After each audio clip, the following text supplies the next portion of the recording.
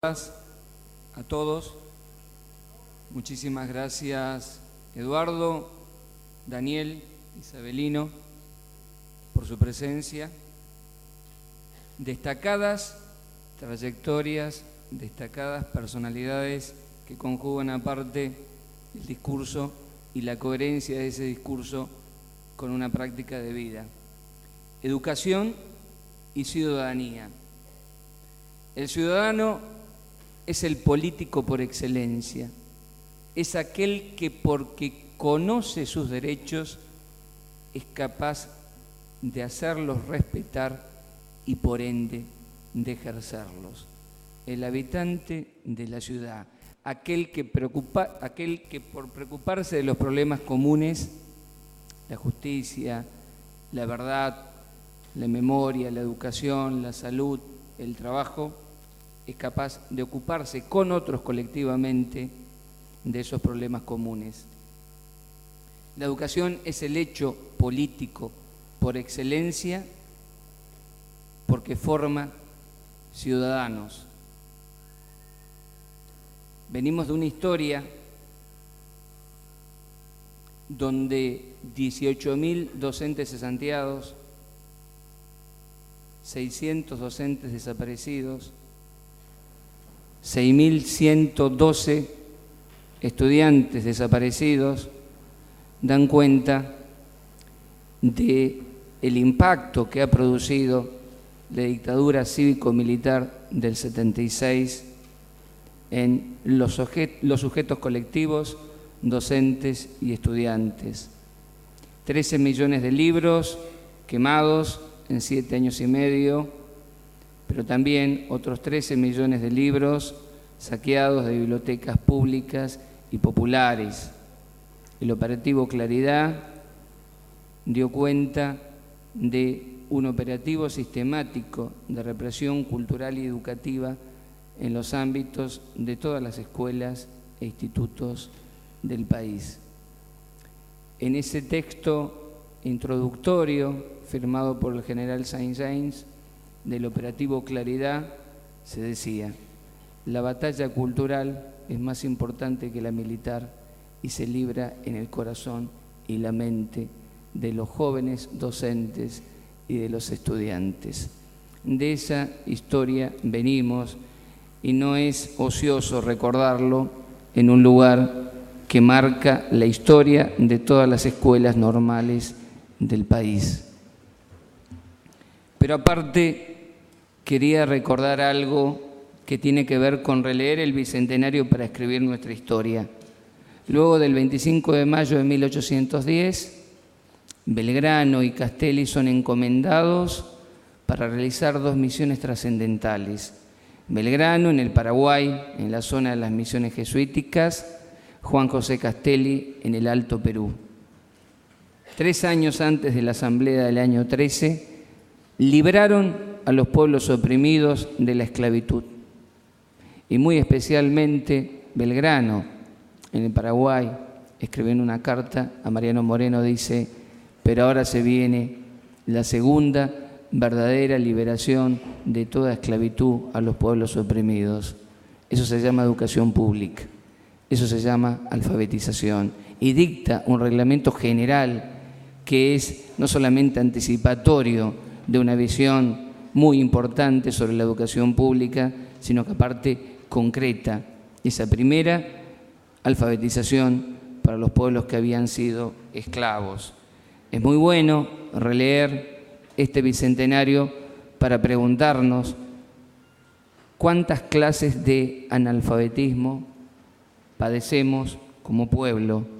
El analfabetismo a secas, que nos duele, el analfabetismo funcional, el analfabetismo tecnológico, pero también, y por qué no decirlo, el analfabetismo cultural, que es aquel que acontece cuando, porque no sabemos de dónde venimos, desconocemos quiénes somos y por ende clausuramos horizontes de posibilidad. Y que también es combatido a través de la muy buena enseñanza de las ciencias naturales, que nos posibilita conocer el espacio, cuidar el medio ambiente y las ciencias sociales. también el alfabetismo académico.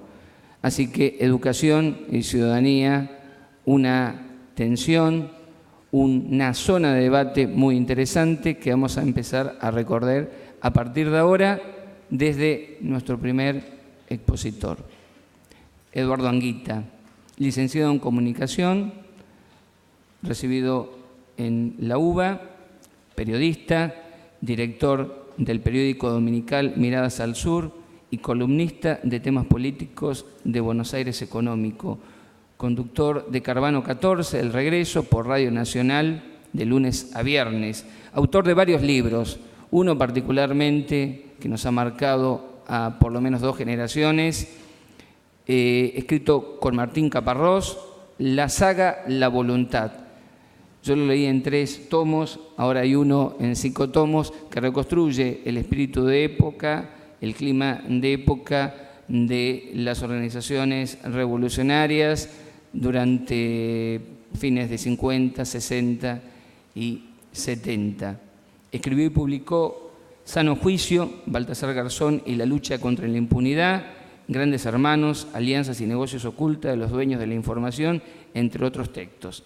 Director de varios documentales periodísticos, Patriotas, a 50 años del fusilamiento del general Valle y otros 31 civiles y militares. Y, entre otros, La Vuelta de Osvaldo Bayer, un viaje por los escenarios de los fusilamientos en Santa Cruz en 1921. Durante años dictó materias y seminarios en distintas universidades, fundamentalmente sobre investigación periodística. Con ustedes, Eduardo Anguita.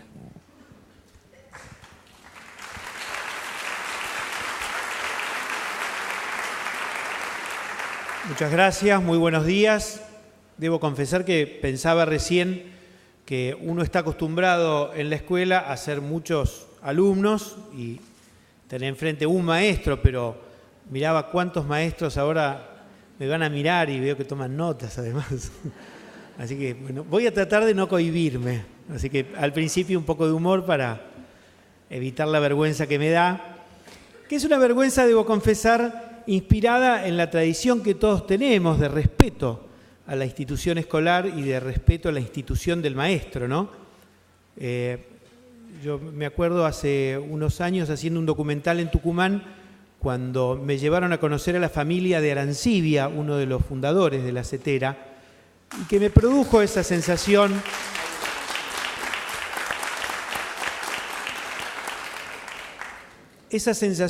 del luchador que tiene que hacer un paréntesis en la lucha para luchar para que los chicos aprendan y conozcan, ¿no? Que es una lucha, pero que yo lo sé, porque cualquier persona sabe el esfuerzo que le tienen que dedicar ustedes en el día a día. En la previa de acá hablábamos, bueno, cada vez que se plantea el problema de la repitencia, el problema de la atención en la clase, son problemas de siempre, pero que siempre encuentran nuevos elementos de contaminación.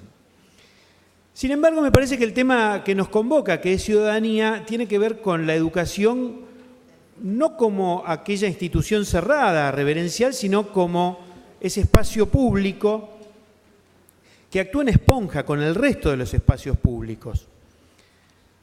Yo no puedo dejar de hacer mención, porque recién Francisco leía lo que fue la quema de libros, y quiero comentarles muy brevemente algo que ayer a mí me marcó muy fuertemente. Se inició un juicio ayer contra 14 agentes penitenciarios de alto rango de la cárcel de la Unidad 9 de La Plata. Y precisamente cuando este señor Ibérico Saint-Jean y Ramón Camps, que era el jefe de la policía, tomaron el control de la Unidad 9 de La Plata, lo primero que dispusieron fue no solamente maltratar de una manera muy severa a todos los que estábamos ahí adentro, sino sacarnos los libros y quemarlos, ¿no? Esa fue una señal. Me acuerdo que el diario El Día de los Kreiselberg el otro día, no es que me acuerde porque yo lo leyera, sino que uno después reconstruyendo y leyendo, lo que es la información brindada con objetividad, son hechos. Se produjo la quema de libros, ¿no? Como si eso pudiera ser transmitido igual que, no sé, la cantidad de vacunos que van al mercado de Liniers o la cantidad de goles que hizo Palermo ayer. Esta es una realidad de la que a mí me toca hablarles hoy. Yo encantado escucharé a los demás hablando de ciudadanía desde otras perspectivas, pero yo quiero plantearles muy brevemente lo que creo, desde el ámbito en el que recorrí mi actividad laboral los últimos años, que es el periodismo. Lo que creo son algunas muy breves consideraciones a tener en cuenta. Me parece que hasta ahora, en general, las veces que a mí me ha tocado o he leído material, ya sea bibliográfico, didáctico, el tema de la comunicación y la prensa en los colegios tiene como tema por excelencia, todavía, y ustedes me corregirán, el hecho de enseñarles a los estudiantes la lectura crítica. Esto es, tratar de que un chico de un nivel inicial primero se familiarice con la lectura de un periódico, que es una manera de acercarlo más a la concentración en la lectura, y tratar de que ese chico pueda discriminar cuándo hay información, cuándo hay opinión, cuándo hay análisis, que trate de entender la perspectiva desde la cual el periodista enfoca esa información y eventualmente algunas cosas que tengan que ver con si se trata de un medio de comunicación masivo, si se trata de un medio especializado y otras complejidades que pueden surgir. Pero básicamente la lectura crítica del material periodístico que uno ve en la escuela, obviamente en los niveles, sobre todo en el nivel secundario, es, creo yo, esto que les decía muy brevemente. Me parece que hoy en la Argentina está palmariamente claro que con eso no alcanza para entender la problemática de los medios de comunicación en la perspectiva de formación de ciudadanos. Como nunca en estos últimos 2 años, y particularmente en el último tiempo, se viene desarrollando una situación tremendamente crítica y angustiosa porque han llegado a instancias judiciales claves algunos de los temas que muestran que algunos de los grupos más poderosos en materia de comunicación, de medios de comunicación, han logrado en esos años de dictadura privilegios, han accedido a determinados poderes que hasta el día de hoy no han tenido suficiente debate público. Es decir, han tenido algún conocimiento por parte de especialistas, algunos periodistas nos hemos ocupado de tratar de investigarlo, pero el acceso al esclarecimiento ciudadano de estos temas, les diría, se mantuvo completamente opaco en casi 25 años de democracia continuada. Les voy a hacer 2 o 3 referencias que creo que hoy son de Estado público y hace unos años eran de un Estado casi para circuitos de entendidos o de elegidos. Concretamente, la situación de Papel Prensa, como la empresa que fue arrancada a quienes eran sus titulares en el año 76, los herederos de David Graeber, fue arrancada, la mayoría de la familia fue llevada por el general, en ese entonces era coronel Camps, por Ibérico Saint-Jean, por esa gente que estaba en la gobernación de la provincia de Buenos Aires, con el apoyo del general Suárez Mason, que fue posiblemente uno de los generales más sanguinarios de la época de la dictadura. Esa gente fue llevada a un campo de concentración que se llamaba Puesto Vasco. Por ese mismo lugar pasaron también Jacobo Timerman y varios periodistas y accionistas del diario La Opinión. No es casual que hayan pasado Graeber, los Graeber y Timerman y compañía por ese lugar, porque esa era gente nazi. Es decir, la idea de que el sionismo internacional estaba tratando de adueñarse de la Argentina era una idea muy arraigada.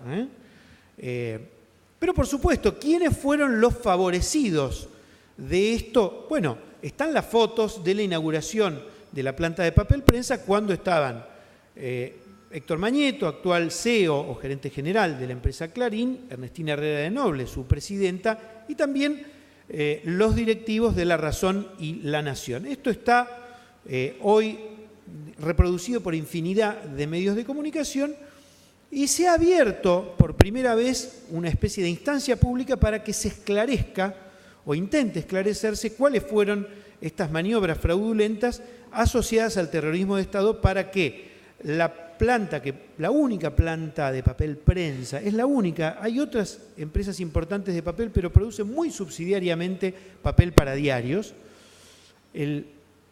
más del 80% de los diarios se abastecen de esta planta, cuyas acciones casi en un 50% las tiene Clarín. Este es un tema. El otro tema muy delicado es el tema de la identidad de Felipe y Marcela Noble Herrera, que son dos chicos cuyo trámite de adjudicación a esta señora es un trámite completamente irregular. No me quiero extender en esto, pero hace a la cuestión clave de la identidad de las personas. Esta señora, Ernestina Herrera de Noble, se ha negado de manera sistemática a que estos chicos accedan a cuál es su verdadera identidad, y esto ya está en un trámite que algunos dicen que va a llegar a la Corte Suprema. Bueno, en fin, está en una instancia judicial muy alta. Todavía no hay una apelación ante la Corte, pero es cierto que la única instancia que queda para los abogados de Clarín, que dicen ser abogados de estos dos chicos también, los chicos que ya tienen 34 años, quiero recordar, la única instancia que tienen es, para evitar que se conozca su verdadera identidad, es llegar a la Corte Suprema de Justicia. ¿Por qué me detengo en esto?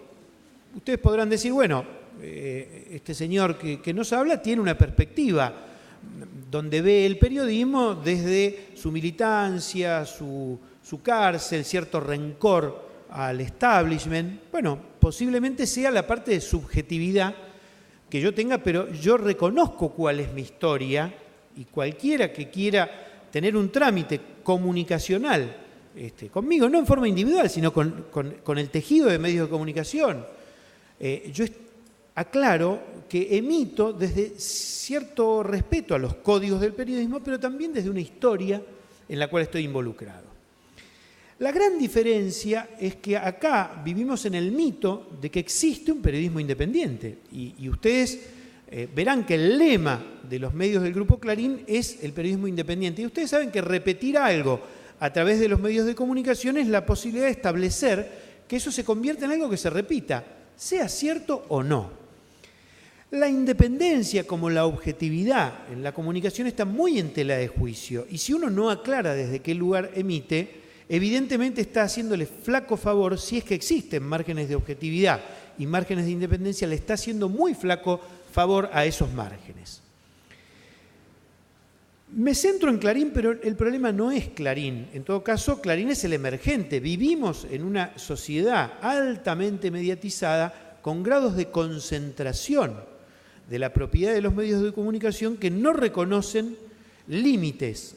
Esto en el mundo. Podría abundar en ejemplos de cómo la globalización tiene a algunos pocos propietarios muy ilustres, empresarios de muchísimo poder, que, por ejemplo, el señor Murdoch, que tiene empresas editoriales destinadas a la bolsa en Nueva York, pero es el único licenciatario de un canal de televisión en Irak, que se lo dieron los que gobiernan de manera títere en Irak después de la invasión de Estados Unidos.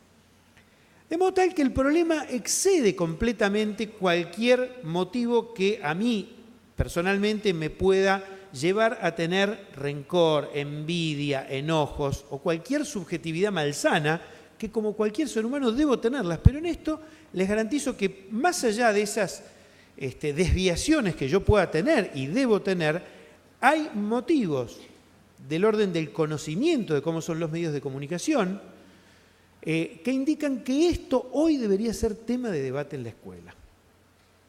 No alcanza con que un chico de 13, 15, 17 años sepa mirar con un sentido crítico un artículo de prensa. Es necesario que la comunidad educativa se involucre en conocer cuál es la trama de la propiedad de medios de comunicación. Ahora bien, no alcanza, y acá voy a la segunda parte y probablemente el tiempo me sea muy poco generoso. Bueno, muchísimo. Voy a la segunda parte. ¿Alcanza con señalar con el dedo los atropellos del poder concentrado? Desde ya que no. Desde ya que no. Existen infinidad de herramientas a partir de una ley que en este momento está judicializada, porque obviamente contraviene intereses, pero la ley de servicios de comunicación audiovisual contempla una cantidad de estatutos de instituciones que ya estaban contempladas, que acá está el exministro Tedesco, que ha sido parte, igual que Filmus, de un mejoramiento, pero de altísima calidad, de medios en escuelas rurales, de medios universitarios. Es decir, se le han dado herramientas en estos años que probablemente sean potenciados por los cambios tecnológicos y por la ley, una vez que esta ley restablezca, esperemos que así sea, después de este parate judicial que tiene. Es decir, yo creo que es un momento en el cual, sobre todo con vistas a esta fecha celebratoria de los 200 años del nacimiento de nuestra comunidad política, creo que es momento en el cual se debata esto. Y les voy a decir el motivo de fondo, y yo con esto quiero terminar, pues si queda tiempo que lo aprovechen otros. Se establece mucho en los medios de comunicación, que tenemos en la cabeza los comunicadores, que son los medios, son medios públicos de gestión privada los que tenemos en la cabeza. Esto es lo que tenemos los comunicadores en la cabeza. O sea, los medios de comunicación son una herramienta pública, igual que toda la educación que es pública, eventualmente tiene gestión privada o gestión pública. Pero nosotros tenemos en la cabeza la gestión privada de los medios. Los que nos formamos para trabajar en el periodismo, eso es lo que tenemos en la cabeza. Y lo que surge irremediablemente de eso es la idea de dar ejemplos. Que se los voy a poner en un extremo, es una idea autoritaria de la comunicación. Dar ejemplos es el peor mensaje que podemos tener los comunicadores. Lo primero que aprendemos en los estudios de comunicación, en las carreras de comunicación, es que hay que revolucionar la idea de la emisión para entender el vínculo, que hay que romper con esa idea de que la comunicación es la emisión para entender vínculos. Lo que justifica que haya carreras de comunicación es estudiar vínculos, es estudiar la relación de sociedades, de comunidades, de redes, donde la idea del emisor y el receptor también se confunde. Esto es lo complejo de la comunicación. Dar ejemplos es una muestra clara de que no entendemos nada de comunicación. Dar ejemplos es lo que tenemos en la cabeza como la idea de emitir y que el otro nos escuche. Tenemos que entender las redes. Los comunicadores tenemos que apropiarnos de las redes. Si las redes son weblogs, yo de tecnología, de comunicación no sé prácticamente nada, soy un burro tecnológico, pero entiendo que hay gente que establece vínculos. Esos son objetos a los cuales hay que darles, hay que engordarlos, hay que mejorarlos. Todos los objetos de redes que en esta nueva era, que no es la era de Gutenberg, sino que es la era digital, que es la era del desafío de democratizar la comunicación con estas nuevas herramientas tecnológicas, que hoy no las conocemos en su profundidad, pero que no tienen tanta diferencia de otras del siglo XX. Este es el gran desafío. Y me parece que en ese desafío aparece una idea de ciudadanía que no es solamente la del ciudadano que tiene derechos, sino es la del Estado, que tiene la obligación de darle a los que menos tienen más posibilidades de ser iguales. Bueno, casi se cae la copa, no se cayó y yo ya terminé. Muchas gracias.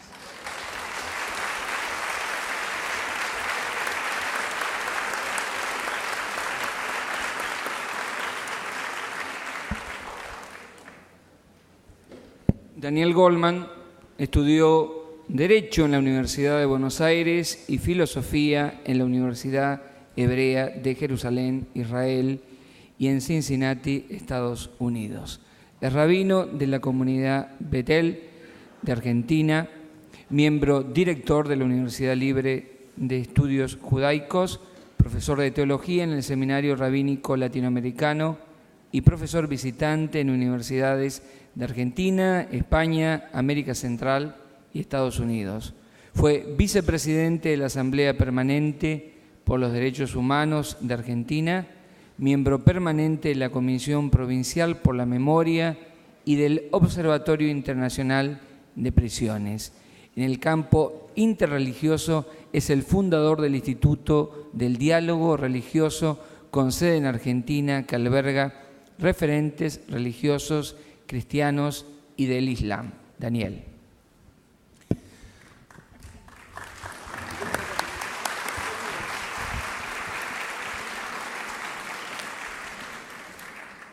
Bueno, vamos a ver si después de hablar me van a aplaudir. ¿Sí?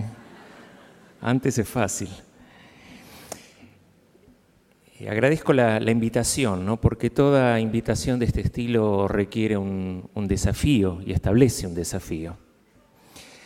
Hay palabras, decía Cortázar, que como los caballos, a fuerza de ser usados, terminan cansándose y fallecen en el agotamiento de la misma palabra.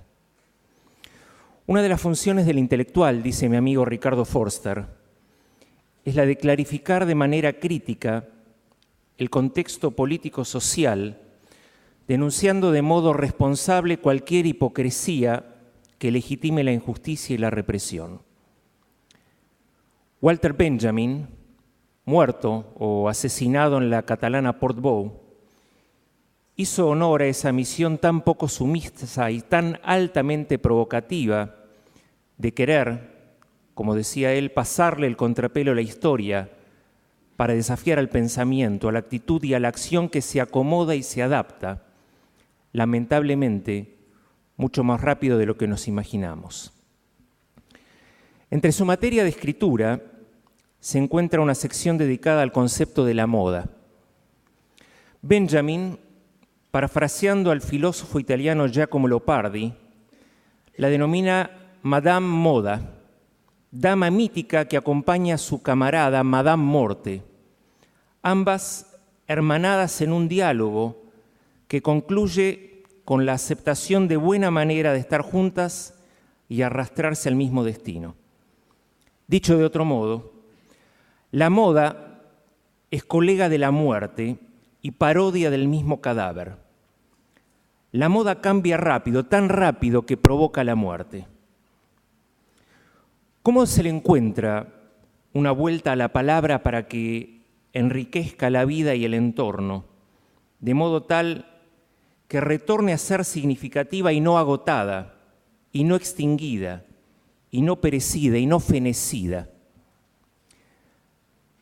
La palabra ciudadanía, el concepto de ciudadanía, que se hizo dominante en la posguerra mundial, y que promovió un conocido texto del académico Theodore Marshall, insistí en la idea de que ser un ciudadano es algo que se otorga, ya que implica el explícito reconocimiento de un cuerpo de derechos civiles, políticos y sociales. Según esta perspectiva, hay una ciudadanía legal relacionada con toda la totalidad de derechos, ligado al estatus personal, una ciudadanía política que incluye derechos políticos como el derecho al voto, el derecho a ocupar un cargo público, una ciudadanía social que incluye los derechos de los ciudadanos a determinadas prestaciones sociales, salud, educación, empleo, seguridad social, etc. Y en este sentido, la concepción de ciudadanía como moda posguerra, al decir de Benjamin, se debe enjuiciar críticamente por insuficiente de varias maneras. Primero, su enfoque acentúa mucho más la aceptación pasiva de los derechos que el ejercicio activo de la ciudadanía. Dos, no incluye el pluralismo de las sociedades modernas, la multiculturalidad. Y tres, para esta definición de ciudadanía, toda esa corriente de ciudadanía social es instrumental, ¿sí? La justificación para proporcionar atenciones sociales. Ejemplo, la atención sanitaria. Más allá de esta definición de ciudadanía, el peligro de la incompletud de toda definición ejerce un límite que en general en el marco de la aplicación resulta excluyente, restrictiva, sesgante, discriminatoria. Y desde este lugar de moda muerte e incompletud, se me ocurre pensar en Max Kadushin. Max Kadushin era un profesor de Talmud, y que el Talmud es uno de los textos fundantes de la tradición judía, y él desarrolla una idea para analizar los procesos culturales y civilizatorios, al que él llamó concepto valor. Kadushin, que era un militante opositor a cualquier definición, dice algo así como que la idea de concepto valor se desarrolla a partir de que una enunciación, y no una definición, una enunciación puede tener cabida únicamente si se comprende su contrario, es decir, su disvalor.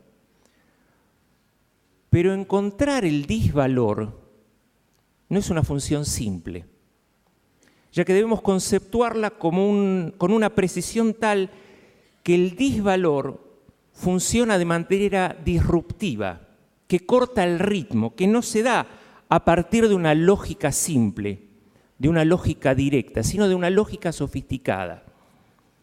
Ejemplo, lo opuesto a la paz no es la guerra. Lo opuesto a la paz es el exilio. ¿Y qué significa exilio? Estar en el lugar donde uno no debe estar por lo que ha sido creado. Un padre que no puede mantener a su familia está en el exilio. Un chico que vive en la calle y no tiene lo básico y lo mínimo está en el exilio. Una mujer golpeada está en el exilio. En este mismo sentido, para pensar en términos de ciudadanía, debemos usar este concepto valor aplicando la lógica del disvalor que corta el ritmo de la lógica tradicional. Si ser ciudadano significa habitar la ciudad, es decir, tenerla como hábito, poseerla como morada, como espacio virtual y concreto que me compromete en mi identidad y que me permite tener una visión de ser y estar en el mundo, con acción y palabra, ese ser ciudadano se construye y se reconstruye en el territorio del hábito y la memoria. Por lo tanto, lo opuesto a ciudadanía es el olvido, o sea, la ausencia de memoria. Lo opuesto a ciudadanía es el olvido. Una interpretación exegética del texto bíblico del libro de Éxodo, el libro que relata acerca de la esclavitud vivida por los antepasados en Egipto, se pregunta de manera profunda, ¿qué es lo que produce el trabajo forzado? O sea, ¿qué es lo que hace que el esclavo sea esclavo? Primero, el esclavo no tiene nombre. Nosotros recordamos en el texto bíblico los nombres de los abuelos de los esclavos, Abraham, Isaac, Jacob, pero ignoramos el nombre del esclavo. Es decir, el esclavo no tiene identidad. Desde el lugar de la no identidad, cualquiera es reemplazable en la cadena de la producción, porque la persona en el estado esclavizado es un medio y no un fin en sí mismo. La ausencia de nombre es anonimato. Recordemos que los nazis en los campos de concentración borraban el nombre de las personas y colocaban un número tatuado en el brazo. La identidad se transformaba en cantidad, en objeto apilable.